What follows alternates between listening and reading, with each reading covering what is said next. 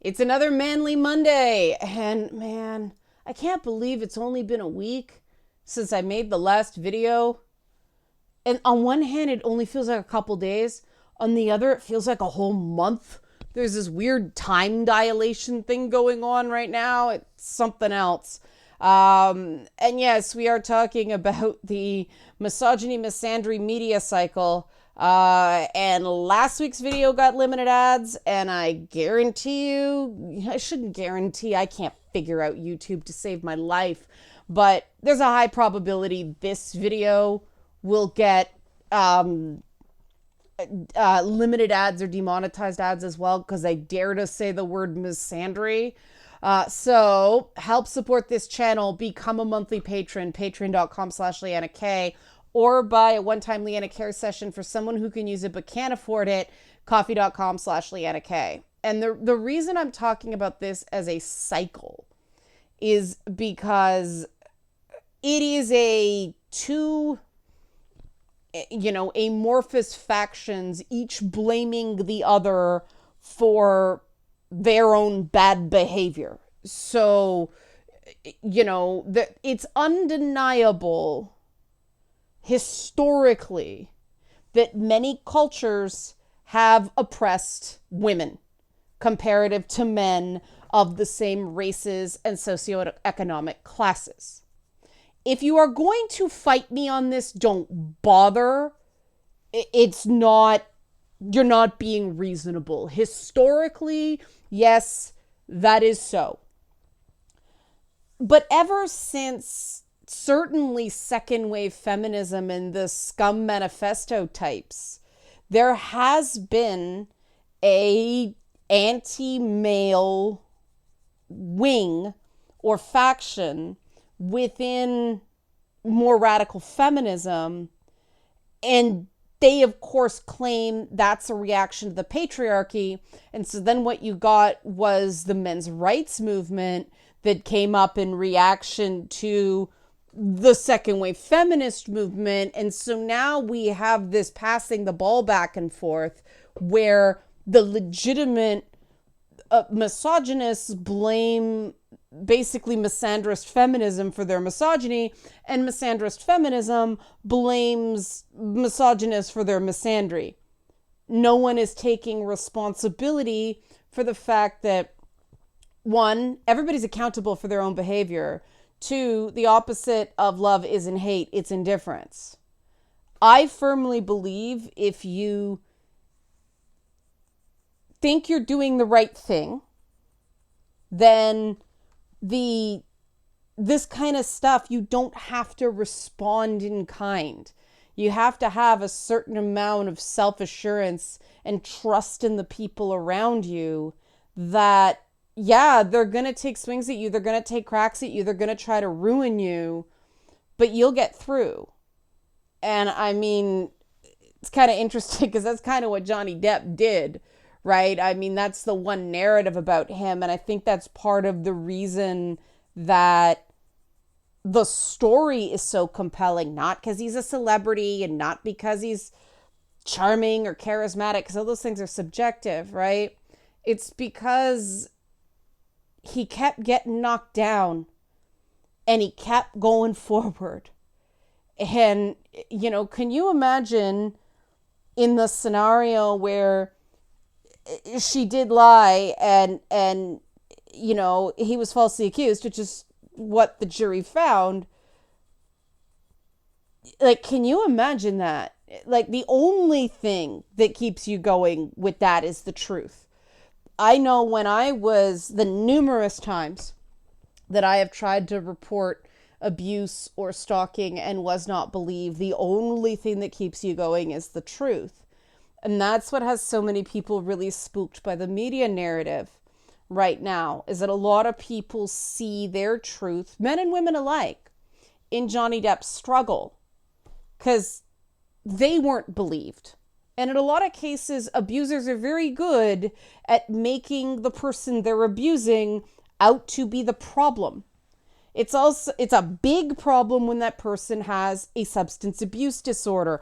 They're a drunk. They're a junkie. They don't know what they're saying. Come on, look, I take care of them. Look at what a mess they are. I look after them, right? They'd be on the street without me. That sound familiar? That's why addicts are so prone to being victims of abuse. But what we tend to hear more of, and this is true, I mean, there is a real correlation between consumption of alcohol and violent behavior, of abuse, of notably abuse of the sexual variety. This is true. It's just only part of the picture, right? But let's get to the misandry component here.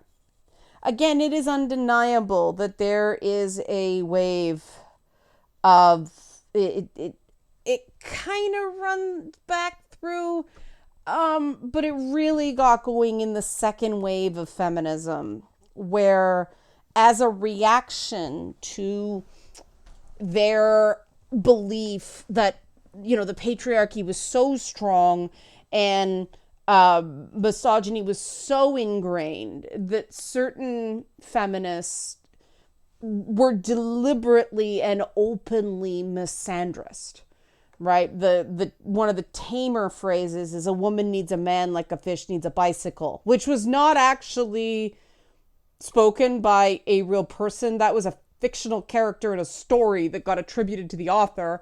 And the author for years was like, no, I don't actually mean that. I just put it in a story. That's what the character thought, not me. But it stuck to her, unfortunately. And there was a sort of performative quality of so much of second wave feminism. Second wave feminism fell prey to that issue that a lot of marginalized movements do, which in order to get attention, you have to do something sensational and controversial so the media will report on it. And now we come to the misandry, misogyny media cycle. Because there's still a lot of not treating women as equals that happens in the media on so many levels. Part of the reason the media is so bullish on Me Too right now is many companies think that if they point the finger at other people, people won't notice their own awfulness. There is still so much going on in the media that's relatively unchecked. The phenomenon of put up and shut up, that women in the media have to go through, because the reality is, if you want to work in the media, you are going to encounter absolutely horrible people. You have to have some tolerance for abuse to get anywhere. That's not right. In fact, that is wrong, but that is the reality of being in the media. And especially actors, they get abused a lot, and they don't realize it's abuse. Sometimes not at all, sometimes until much later. They get manipulated by a whole bunch of people. The media also attracts a lot of narcissists, a lot of sociopaths. And those people can absolutely wreak havoc on groups of people who are approval seeking. They had rough childhoods, so on and so forth, and it becomes this codependency very rapidly. I saw a lot of this when I worked in television. I keep plugging away at YouTube by choice. There have been some opportunities to sort of dip my toe back into TV, and every time I do, it's just so scummy that I can't take it. I actually feel physically sick and come back to my little nerd space with Cthulhu being, I'm staying back here for now. You're talking about misandry. What you doing, woman? But I come back here because, the money's never as good as you think. It never is. When you actually think, what would I have to do with this money? For this money? No. It's still awful. And one of the reasons it's awful is that it's still a business where it's all about what friends you have. It's all about who can open doors for you. And Me Too was a paradigm shift in that regard. There is a lot of talk in the business now where in order to get projects greenlit, you got to bring in somebody who looks good on paper, right? Some sort of diversity. And so everybody's sort of backing that. And Johnny Depp, everybody's like, oh, not touching that because we're playing the game here. Everybody's scurried over here. Does that mean that these creators of color, female creators, LGBTQ plus creators are treated as legitimate creators the same way WSCMs, white straight cisgender males do? No, of course not. It's a high wire act right now. Everybody's just waiting for people to stop looking so they can go back to the way it was before. It's not real at the highest levels because people are complaining about it rather openly. But eventually one hopes that enough people move up, and this is what happened in the 60s as well. You get a few people in high places that can maybe bring some other people with them, right? This is why the number of black billionaires in America is so important, among other things, right? Why, Asian-led Western movies are so important, so on and so forth. It's not just about representation. It's about influence and power and the actual ability to have decision makers that aren't bigoted, narcissistic, sociopathic assholes. We're not there yet in Hollywood. They would rather hate everyone than legitimately respect anyone. And so they're doing a very good job at pitting the misandrists against the misogynists and just letting them go and playing up the whole thing for performative ally clicks and performative ally status, when in fact they really don't care. I mean, I actually do believe that, the Walt Disney Company, for instance, actually does believe in the way a massive corporation can to diversity and inclusion. But when you elevate the tiny piece of the Star Wars fandom that is legit racist and went after Third Sister, you encourage that behavior because you paid it attention. More on that tomorrow. Same thing with this stuff. When you're constantly screaming misogyny, misogyny, misogyny, misogyny, who are you emboldening? The misogynists. Who are you elevating? The misogynists. Who are you putting central? The misogynists. And we see this happen again and again and again and again. An entire group of people get defined by this tiny, tiny minority who either are just performative bigots or legit bigots, but they're this tiny percentage of everyone else. And everyone else is going, what the hell, man?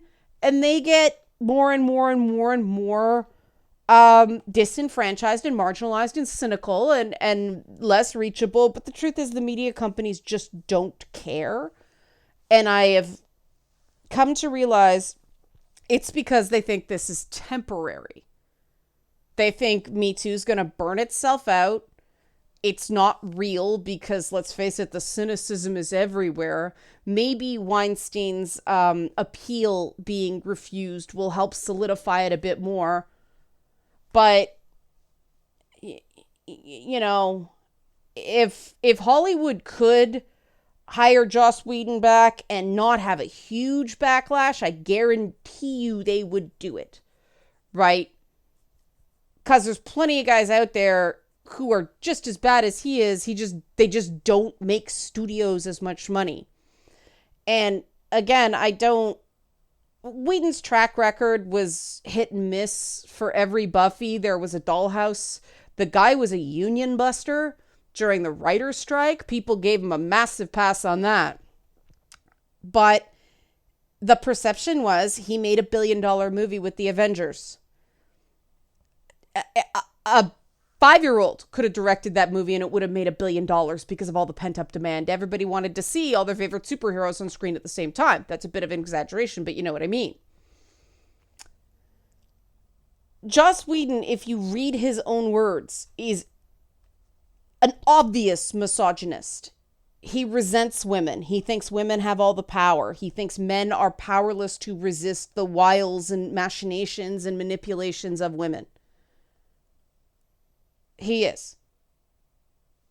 Similarly, though, you look on the other side, and some of these women who are speaking up in defense of Amber Heard, it really seems a lot less like they support women than that they hate and fear men. And I mean,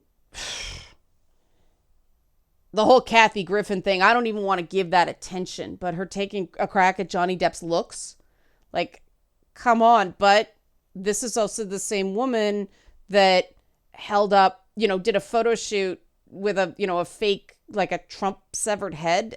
And, oh, that's artistic expression. That's okay. I mean, Kathy Griffin has a mean streak. That's putting it lightly. A lot of comedians who aren't very funny use cruelty to paper over the fact that they are not amusing. She's definitely one, but there's a streak in her, right? Probably because of some of the bad treatment she was subjected to in Hollywood. And that is understandable, even if it's not right. Trust me, I have had my moments where you just can't have your ass grabbed one more time. You can't have one more demeaning comment. You can't, have to keep the smile on while someone says something utterly awful to you. You can't be, people can't suggest you could make a lot of money as essentially a prostitute in Vegas when you're shopping for underwear. That happened to be in LA. It just piles up and you're just so done. And the resentment builds and the resentment builds and the resentment builds. And instead of going, I hate this business, you end up going, I hate men. Now, that's because you need the business to make money, right? It's displacement. It's what beaten down people do. Now we turn over to the media.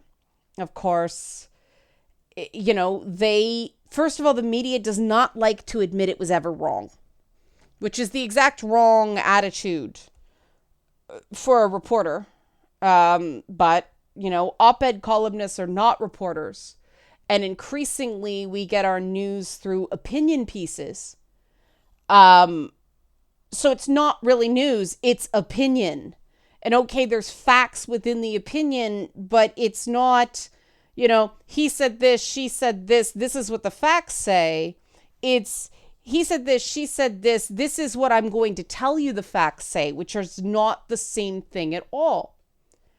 And so we get these divorced from reality statements by people like Michelle Goldberg of the New York Times, which read things like, I'm going to try to keep my voice neutral, but I am just stunned that this actually got through. The jury ruled that Heard had defamed Depp when she described herself in a Washington Post opinion essay as a public figure representing domestic abuse and awarded Depp more than $10 million.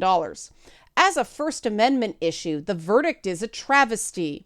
By the time Heard wrote the essay, the restraining order she'd received had been all over the news, and a photo of her with a bruised face and bloody lip had appeared on the cover of People magazine.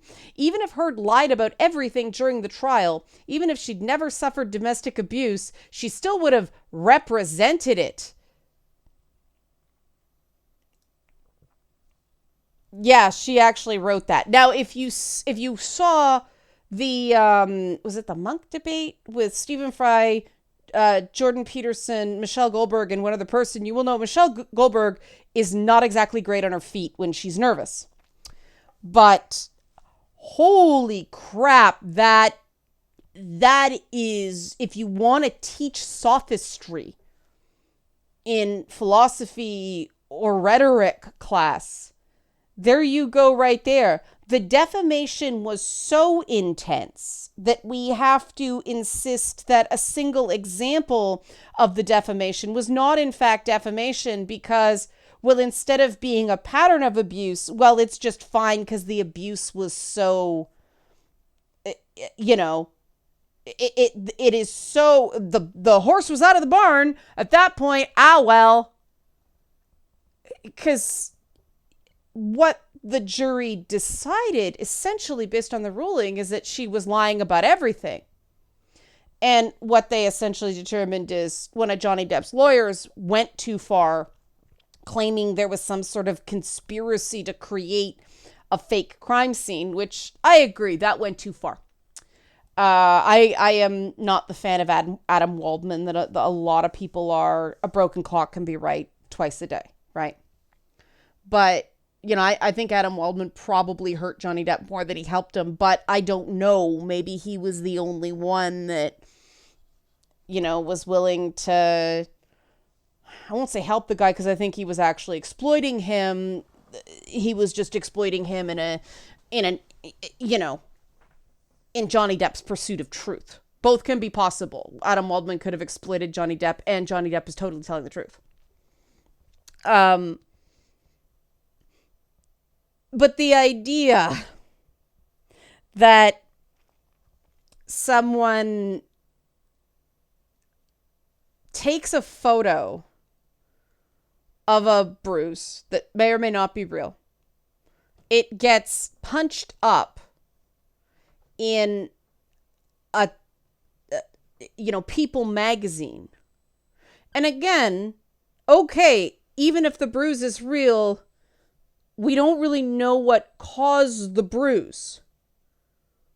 And as somebody, a cell phone hitting your face. Anyway, this person has TMZ show up when she goes to get a restraining order. That came out at trial. She claims she didn't do it, but she knew they were going to be there, which is why she contacted him while she was going to get a restraining order to get him to stay away from her. You see how complicated the story is.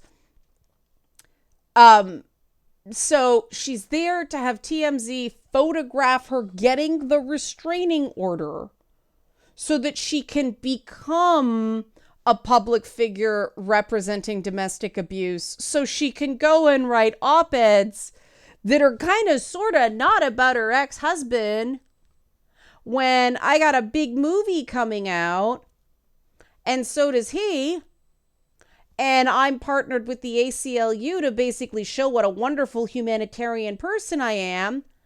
And there are emails indicating they wanted to place the article then for maximum impact. Well, maximum impact for the cause of domestic violence also indicates maximum damage for him. And if she's not telling the truth, no, Michelle Goldberg, that doesn't make it okay. That is sophistry. And this is where somebody like Michelle Goldberg, I have read her stuff for a while. I do it to challenge myself because she is one of those right on the borderline of men always bad kind of people. And I keep testing my objectivity. Unlike somebody like Maureen Dowd who just hates everybody. That woman is just scorched earth, right? Michelle Goldberg says the right things 8 out of 10 times, and it's only when it makes me understand why some people attack me for, she's more dangerous because she seems reasonable.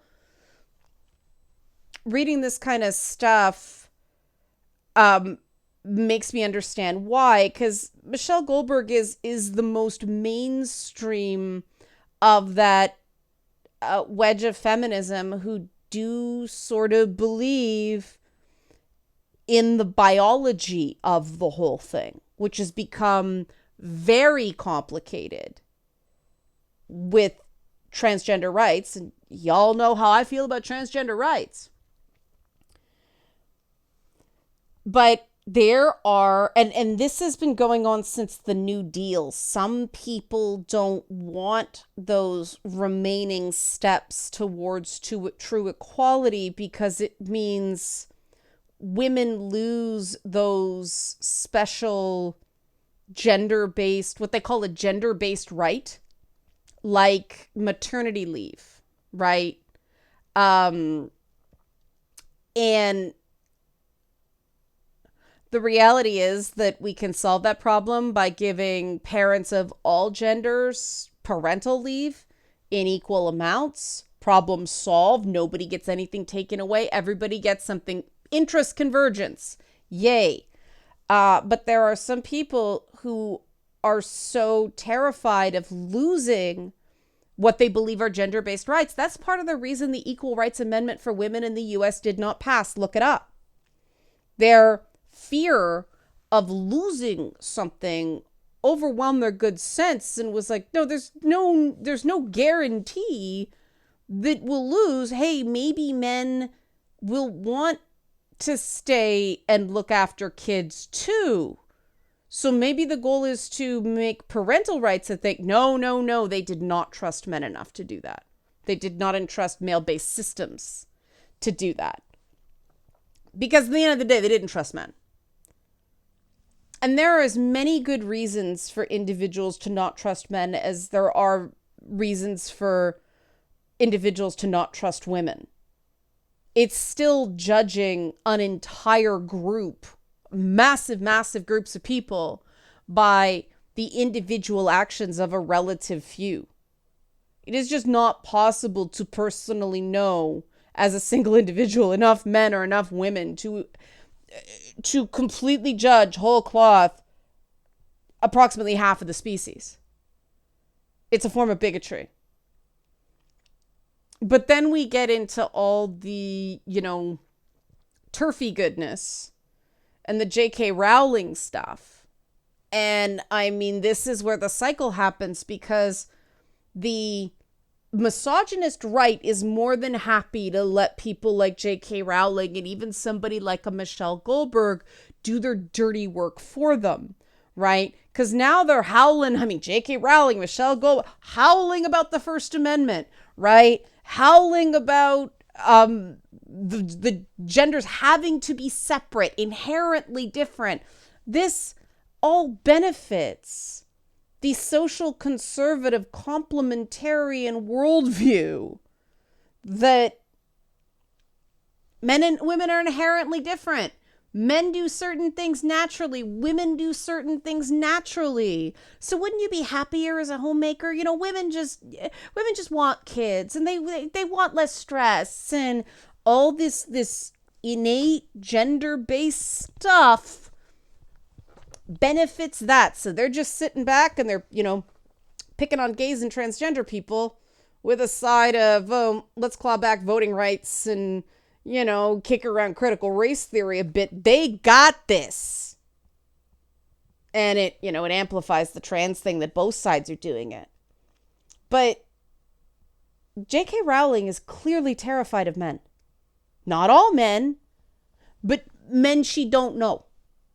And her supporters are clearly terrified of men, that the ones that, the problem with trans women is they get it from both sides, right? Misogynists don't like the idea that a man would become a woman, even though that's not how it works. And misandrists don't like the idea of a penis in their space. Because penis equals man equals dangerous.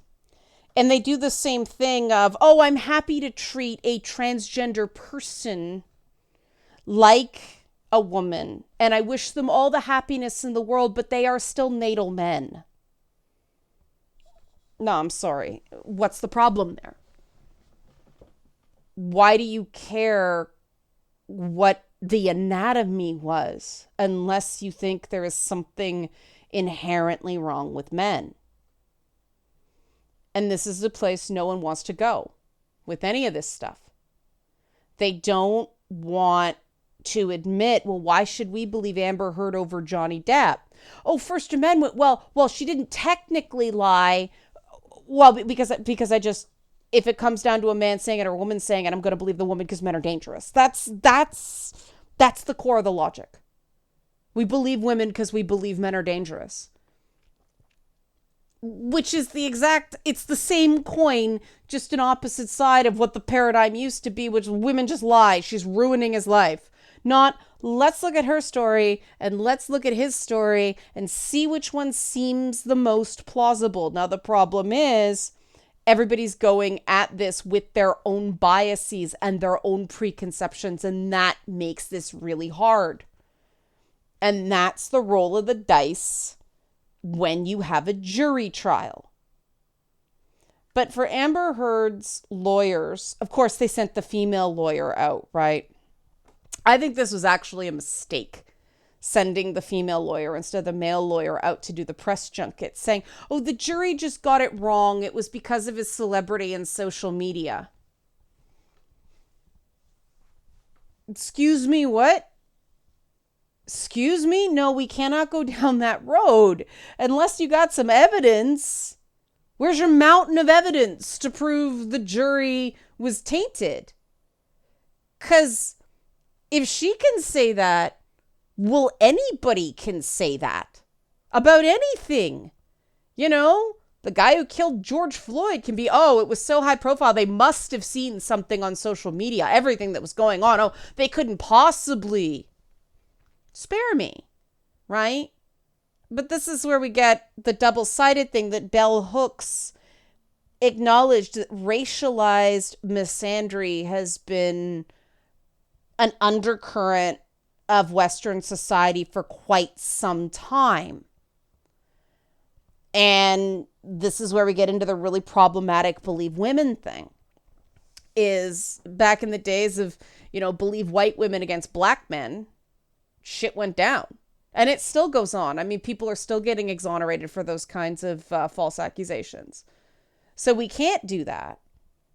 But because of racism, it was considered acceptable to just believe women when, oh, a big bad black man talked to them, instead of recognizing, hey, maybe the majority of men are not inherently violent, and maybe the reasons people become violent, the underpinnings of violence, are much more nurture than nature, though certain limbic system disorders can add to it. It's not the cause, though. What they find is impulse control issues, certain mental illnesses, and a history of childhood abuse are the biggest markers of whether someone is likely to become violent. Not just because they're men. But that stereotype of black men is just getting moved over by white feminists to apply to all men. And those of us old school intersectionalists who read Bell Hooks, Bell Hooks got dragged through the mud before because Anita Sarkeesian said, I like Bell Hooks. Has the woman read Bell Hooks? Because none of it embedded. But, that kind of thing of just automatically believe white women is just moving over to encompass more men now. And it's not right. Because then you got the whole Karen phenomenon. There's a reason the Karen became a term. Apologies to women named Karen. My God.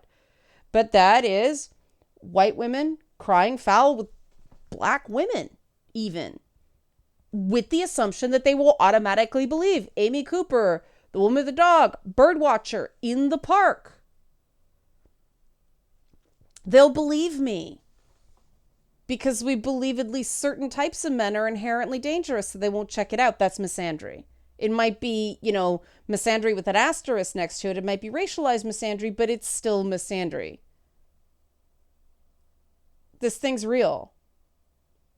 And because, the people controlling the media and controlling the discourse and controlling politics, there are a lot of sociopaths who actually don't care about anybody.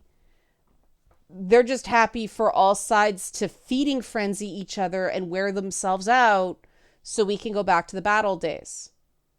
This is why I make these videos, prepared that there's going to be a lot of blowback and a lot of people not getting what I'm saying, and even people who, thank you for admitting misandry. Now, misogyny's not real. Here's all the reasons it's not real. Society hates men. Spare me. Consensus.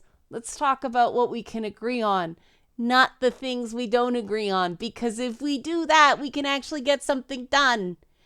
If we stay on our differences, the people just waiting out this moment will get their reset to back in the day. Okay, let's see how this experiment goes. Help support this channel. Become a monthly patron. Patreon.com/Leanna K, or buy a one-time Leanna Care session for somebody who can use it but can't afford it. Coffee.com/Leanna K. Thanks for watching, and let's hope this week is a little bit easier.